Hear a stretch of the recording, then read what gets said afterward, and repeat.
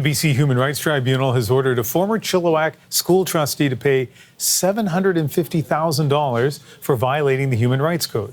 The tribunal made the ruling after Barry Neufeld was accused of publishing hate speech and discriminatory content against two LGBTQ+ people. Neufeld was called one of the loudest critics when the province updated codes of conduct to address bullying in 2017. The money will be distributed as compensation to association members who identify as LGBTQ and were employed between October 2017 and 2022. Neufeld did not respond to requests for comment by CBC News. But it sure has created a lot of debate and critique in this province. So our next guest is human rights lawyer Susan Kutnikoff. She's also the founder of Inspire Law.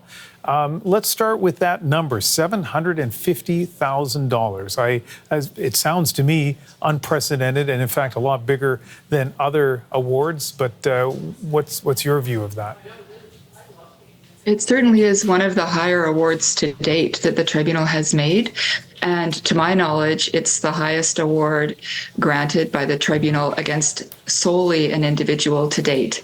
Many awards are made against organizations, and sometimes individuals are also brought into the complaints as well.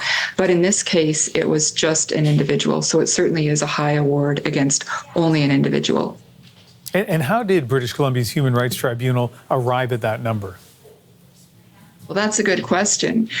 The complaint was made, as you say, by the Chilliwack Teachers Association and the BC Teachers Federation, BCTF, on behalf of LGBTQ members. And it doesn't appear from the decision that they even knew exactly how many members were affected, apparently because perhaps some members may not have completely come out yet.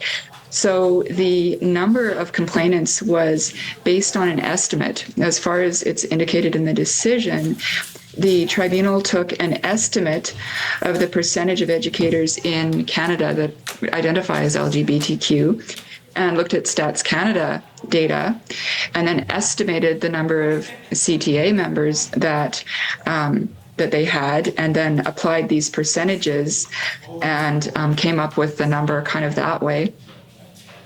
This has become a bit of a cause célèbre for people in the so-called culture wars. Let's put that aside for a second. One of the reasons we wanted to talk to you as a lawyer with some expertise, or quite a bit of expertise when it comes to human rights, is to get some analysis on a few things. And here are a couple of basic things. As you look at this tribunal decision, put aside the monetary amount for a moment, but the conclusion they drew, does it seem reasonable to you?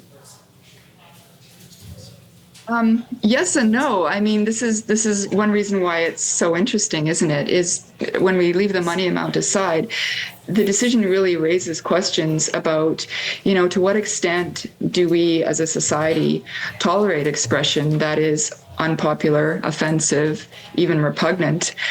And to what extent do where do we draw the line? What is hate speech and what is not?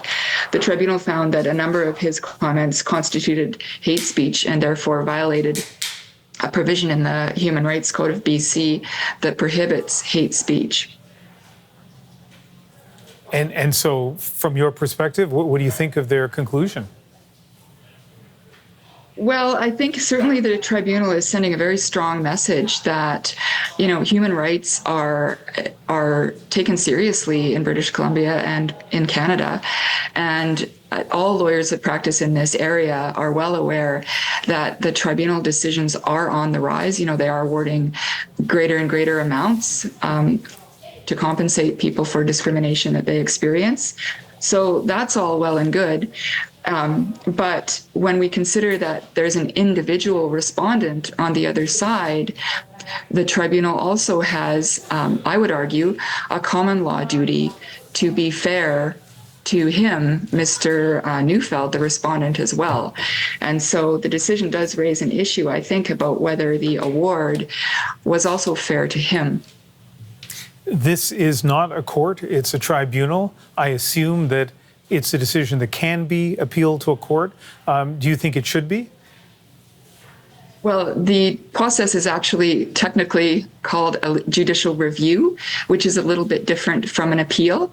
And I believe, I don't have any connection to the case, but I understand that his counsel is looking at a judicial review. And I would not be surprised if that attempt was made to judicially review this decision. Yeah, all right. I have to remember my administrative law process. Susan Kutnikoff, a human rights lawyer and founder of Inspire Law. Thank you very much. Thank you.